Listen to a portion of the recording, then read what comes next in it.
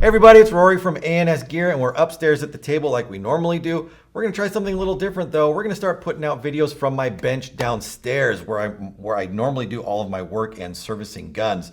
We're gonna start a line of videos that is going to help you become a more confident, better paintball player when it comes to managing your own gear. How to fix your guns, common problems that I see with equipment, how to fix tanks, loaders, all those things that we always get questions about. Hopefully these videos can help you solve your own problems and not be relying on someone else to do for you. So I'm trying to help you out, make you a more confident, better paintball player. So watch the videos. We're gonna upload all sorts of content. Thanks for watching, ansgear.com.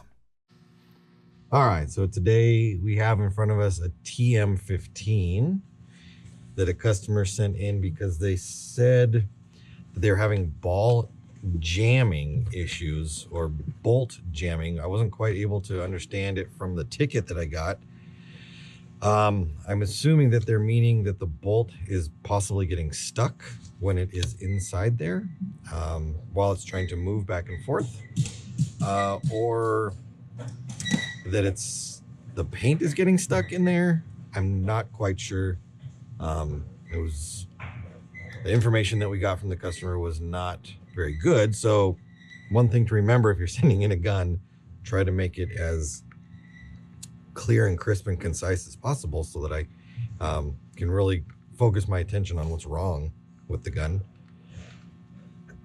Looks like there's no battery in here, so let's get a battery in it. Okay, we do power up, so let's power on normally first, and then the trigger is working. We can see the response on the light when I pull the trigger.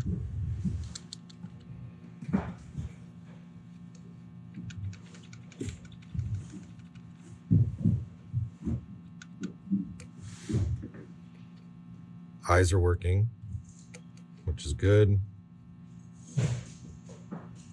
So that's plus. Let's boot up in dry fire mode. Hold the trigger down as we turn it on, and that'll allow us to dry fire. Put some air on here. Our pressure is at 200, which is good. That's where we should be. Marker is cycling.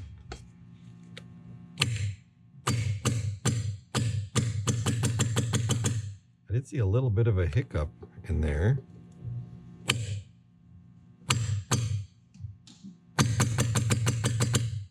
Where that bolt did hang up for just a second. Let's check one thing real quick. Let me go grab something.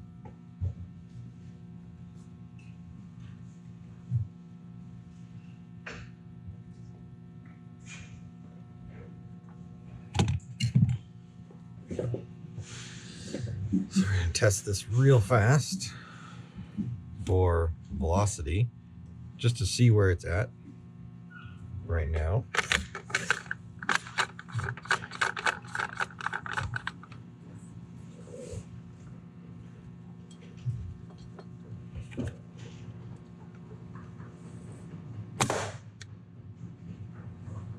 Does 323 with reball, which puts it just over 300 feet per second with paint.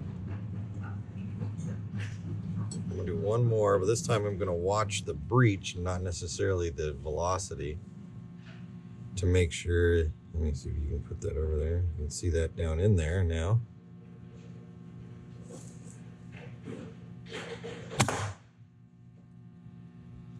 Breach cleared normally. 324. Let's do one more.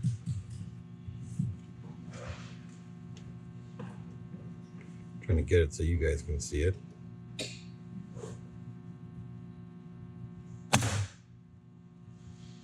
.329. So velocity is good. I'm not going to worry about that. It's even just, I mean, it's a little too high actually, but I'd rather it be just a little over right now than under or non-existent.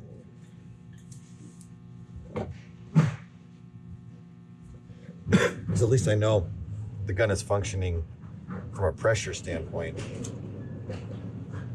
So we're just going to get in there and we're going to look at the bolt and try to figure out. Actually, we'll leave a couple of these over here. Actually, we're not.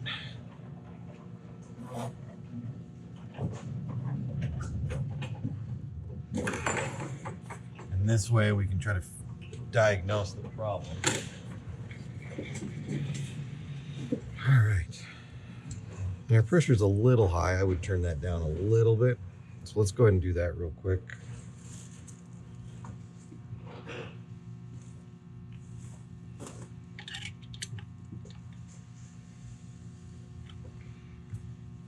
A little early in the day. First gun of the day.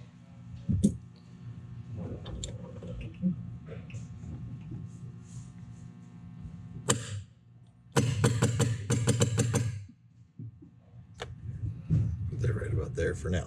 All right.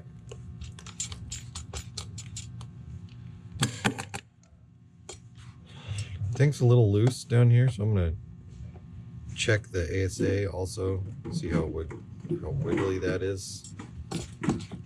It's just gonna cause problems in the long run. If you took a dive or something and your tank smashed against the ground without the strength of the gun down there, you might run into some issues. So let's shut her down. Start getting our parts out. I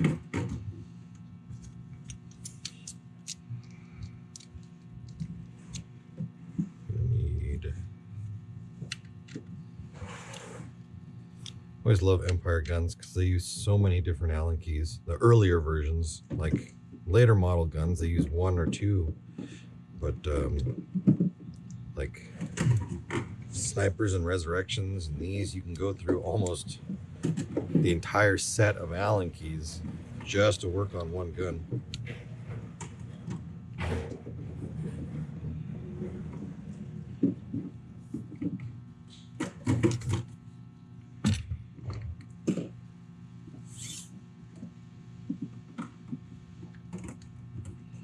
Let's see what this has to offer us inside here.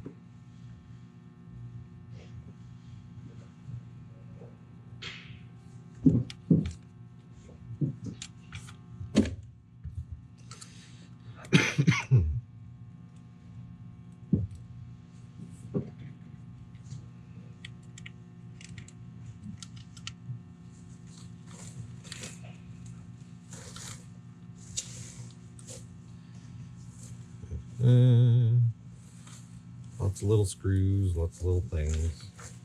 Let's take these off just to make sure they're working. D10 seems good.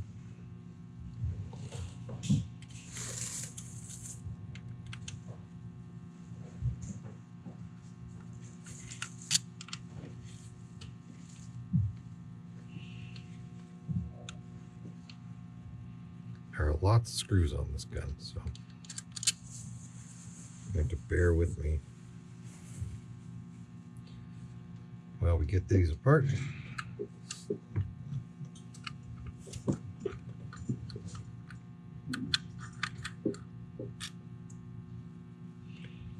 I'm kind of lining them up in the order that I'm taking them out. These ones I'm not going to leave in the frame as I do them.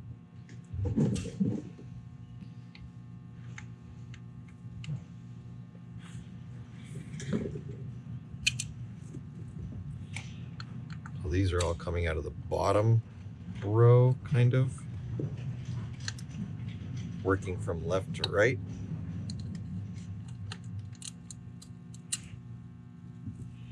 And then these are all out of the top. Good morning, guys.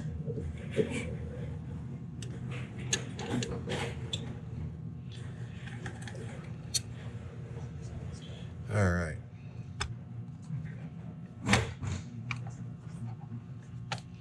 Let's bring this up. If I remember correctly, it's been a while since I pulled one of these apart. I think I have to take the trigger switch out also. So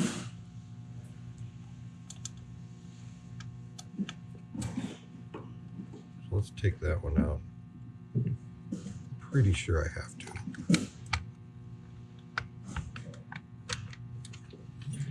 Okay, so there's our back cap off.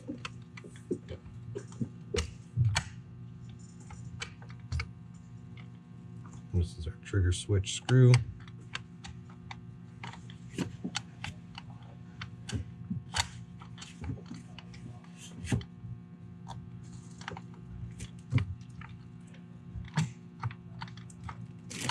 It's still sticking somewhere here. Oh, that's what it is.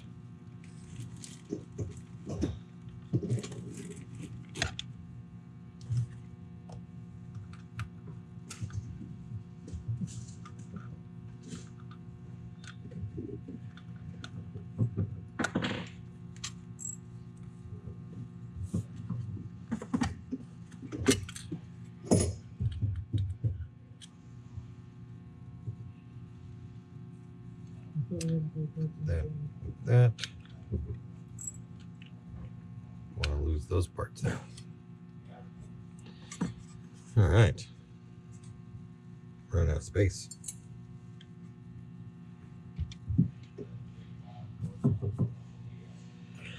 So you can see that this really is just a different version of like an axe or a mini. It uses the sensor board, so it doesn't use the micro switch like we see in the axe and on the mini. The original mini had a sensor, a magnetic sensor inside of it, and that's what the TM15 uses here. So let's unplug our connection. That'll allow us to pull out the housing. You can see on the top of the trigger right here, there's a little magnet right there. That magnet is up against the sensor, and when it moves away from the sensor, it senses the change in attraction or magnetism and causes the gun to fire. So we are going to kind of just pull out the bolt assembly out of here and make sure everything looks okay inside there.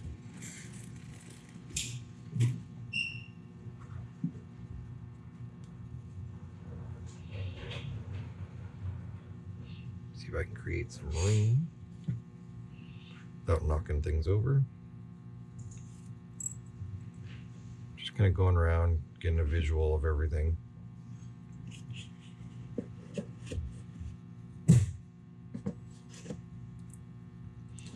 Looking for potential problems. I don't see anything wrong at the moment.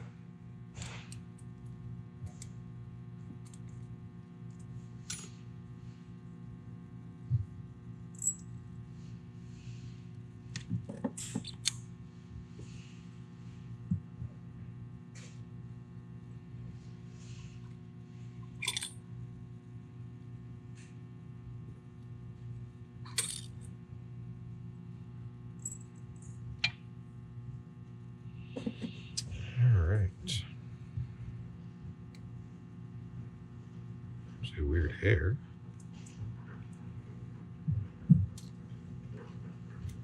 The bolt spring was on the right way.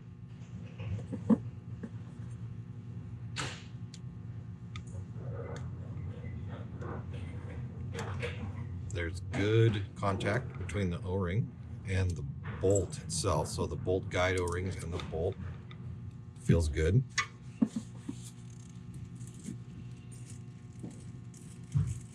These orange O-rings I'm not sure about. So I'm pretty sure, well, let me rephrase that. I'm positive that they didn't use orange O-rings.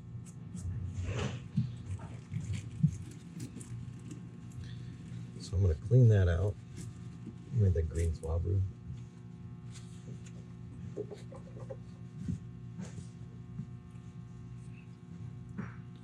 run a swab through here real quick.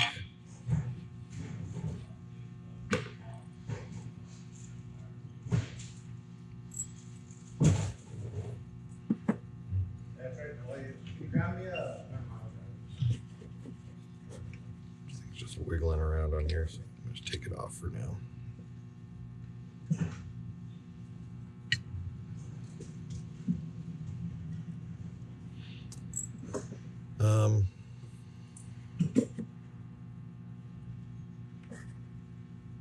Eyes look good, look clean. Don't see any paint in there.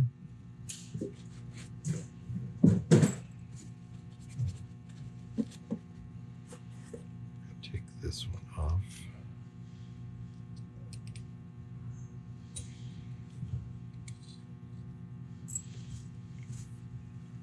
Some paint on there.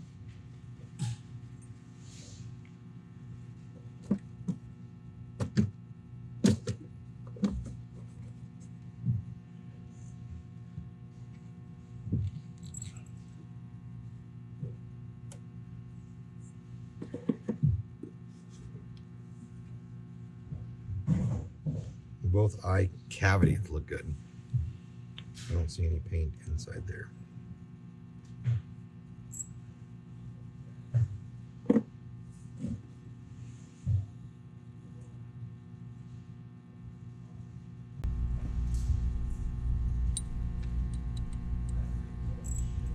Everything's tightened. All right, so from this standpoint right here, everything looks good on this section. The solenoid, I'm not interested in the solenoid right now. I wasn't having any leaks or anything like that, and I wasn't having a velocity issue, so I know that air is getting through the gun properly. So I'm going to change these O-rings out. I'm going to change these front 3 bolt guide O-rings out. I'm going to change, actually no I'm not. I'm going to leave these 3. I'm already here. Might as well. Just because. Let's pull that one. That one. And that one off of there.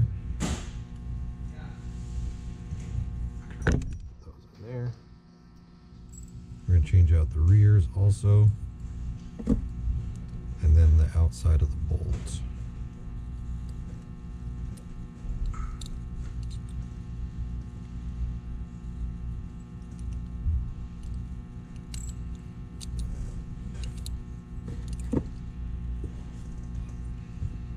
Change out those 6 O-rings there, and then these 2 here.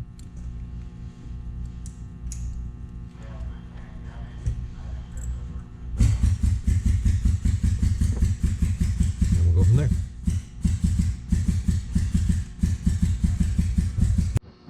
All right, so I picked up some O-rings that I needed right here, my bolt guide O-rings and my back of the bolt guide O-rings, which are the same size as the O-rings that go on the bolt itself, according to the manual.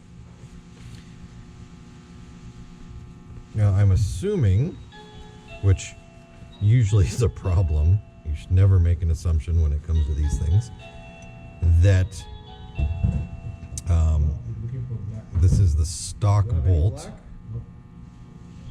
So I know that they did have a silver bolt in them at one time.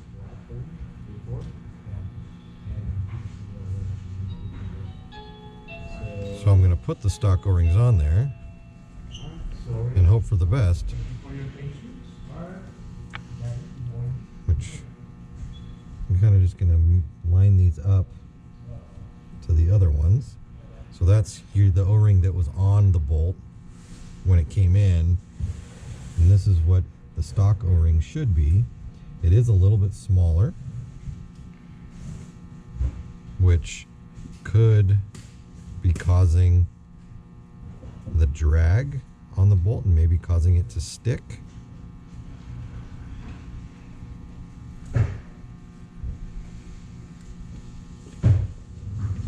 Let's find out.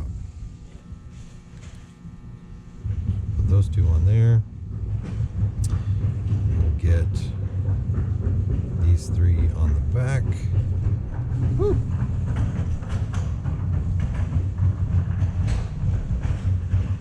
I don't think these were bad to begin with, the guide O-rings. I really think it's just these ones that are on there. But since we're changing out O-rings, let's just change them all.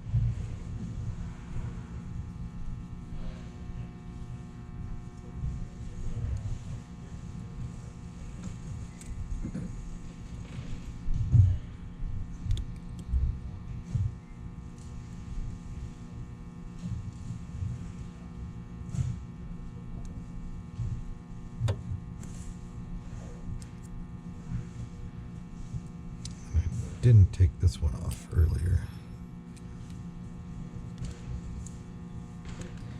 That one can go in there. These are the ones we pulled off first.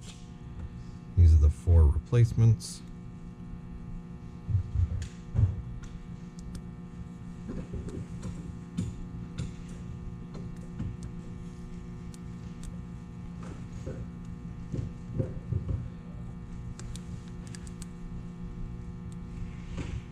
Alright.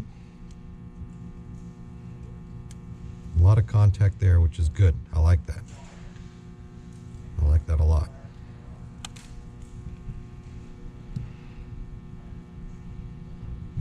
A little layer of grease on there.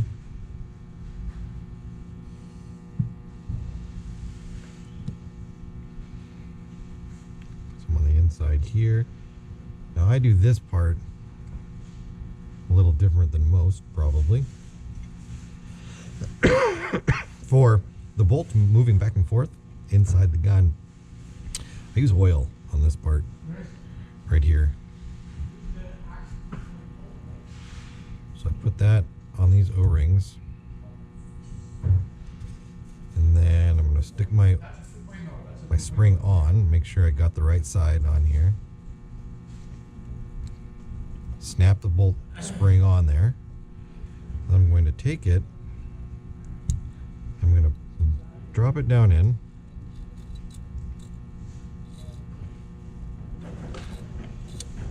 I'm going to push it down to the bottom down there, and then I am going to kind of push it down in.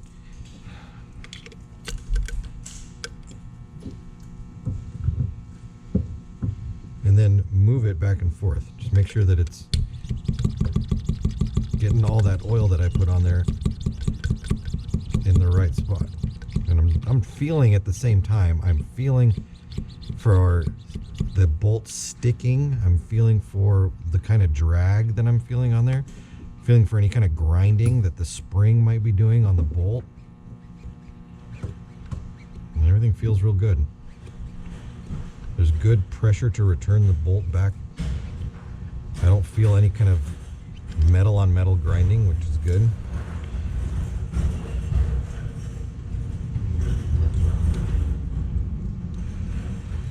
Let's put this back in.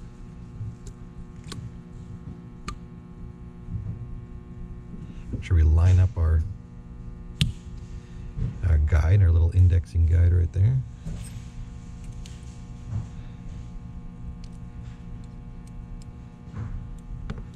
Alright, back in order. So now let's get this thing on there.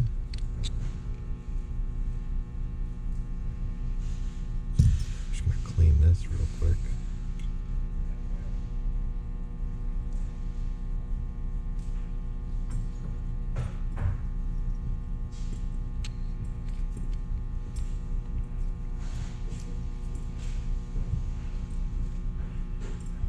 Remember this section down here, this brass threaded section, which is held in place inside of here, you can't adjust it at all.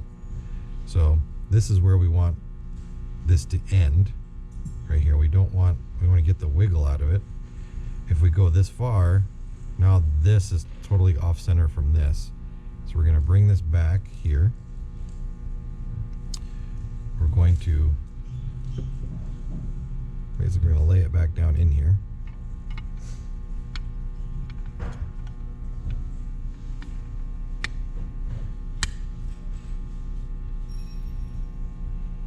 Before I reconnect that or do anything with my wiring up here, I'm going to tighten this set screw right here.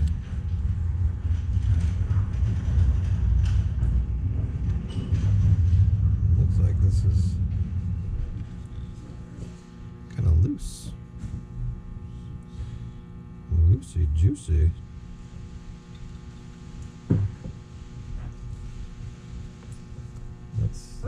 Maybe it's just because maybe they're using a different set screw in there. Let me try something real quick. I'm going to try this key here. That's what it is. So they're using a metric set screw on that one. I can pull that up, flip this over,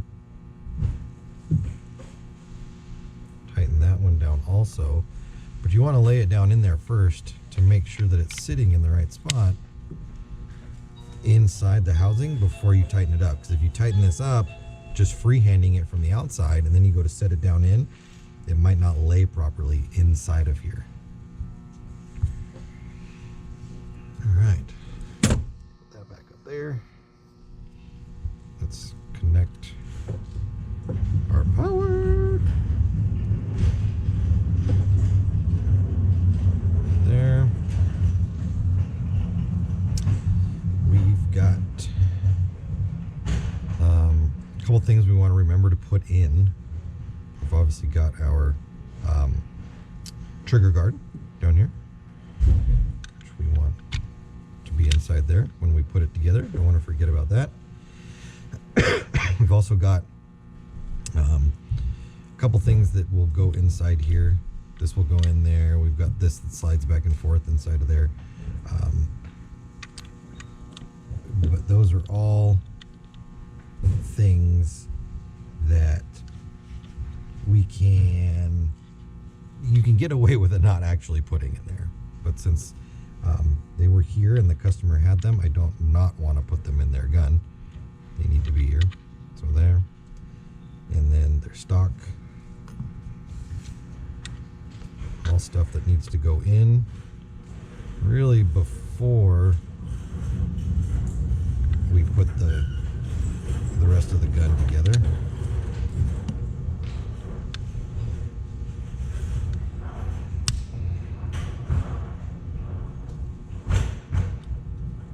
There we go.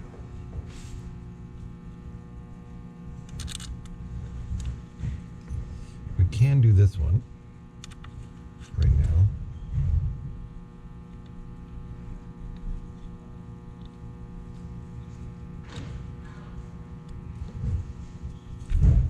This will hold our stock in place while we mess around with putting this back on here.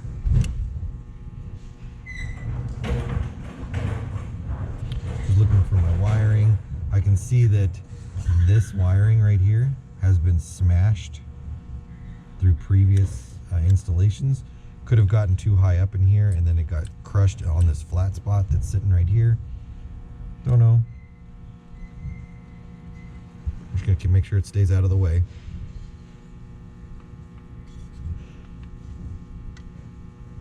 Oh, you know what? I was wrong. I thought I could do that. But a lot of people, as I was putting the screw in, were like, no, you can't do that. I thought I could get away with that one. That's unfortunate.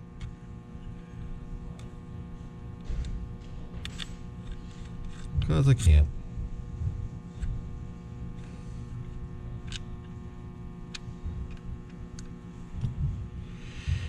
So this has got to go on here.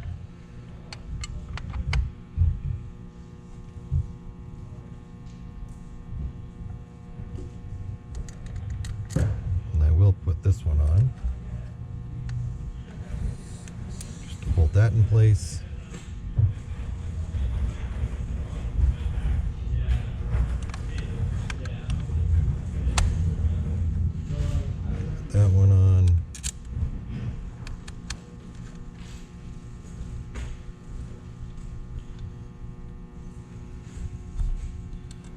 this in place.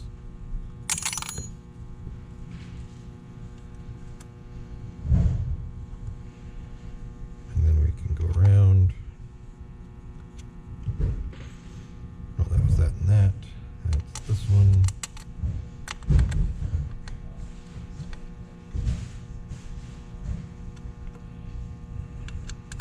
This one.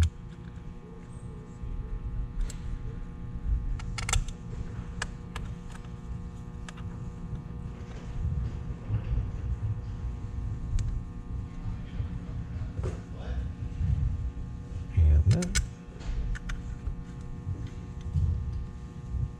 And here. And here.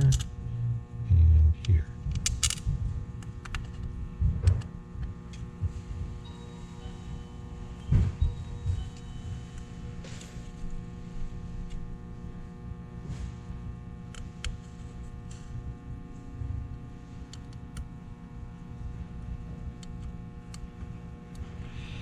All right.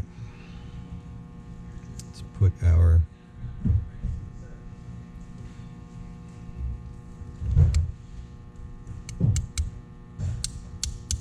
clicking like it should. You always want to check that before you tighten it down to make sure that you're you didn't move your trigger post while you had the gun open, because if you did, then you wouldn't have the right number of clicks and articulation, and then your firing mode could be all bonkers inside there.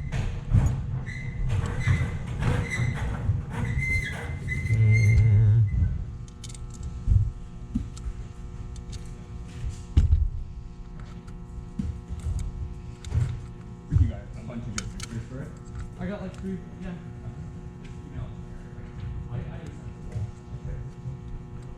There we go for that. So let's push this through and then hold it. We gotta hold it with our fingers so that it doesn't fall out. Put the spring in, put our button in, put our screw in. Somebody's chit-chatting around the corner over there. That works good there. I'll take these two, put them back in here.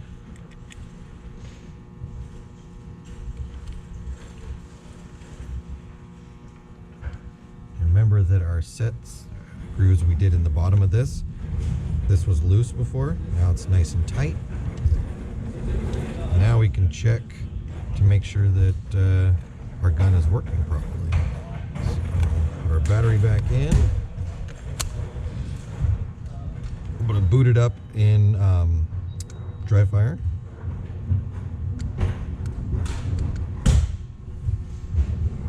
Put our tank on.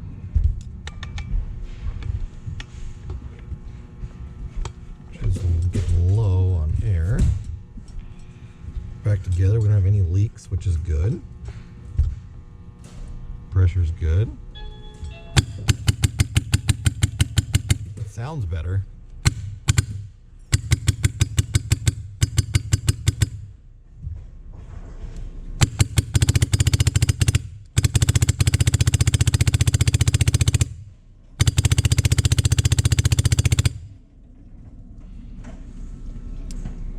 Now all that's left is to go outside and shoot it. So we'll take it outside, run some paint through it, and make sure that it doesn't hang up or anything like that.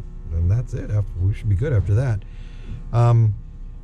Really wasn't a problem solving video, I guess, because we didn't really know what the problem was to start with, but it'll give you guys some insight on how to break one of these down and what to look for on the inside. And if you have one and are afraid to take it apart, it's not that complicated inside there. It's just an elaborate mini. So hope that helps. See you in the next video.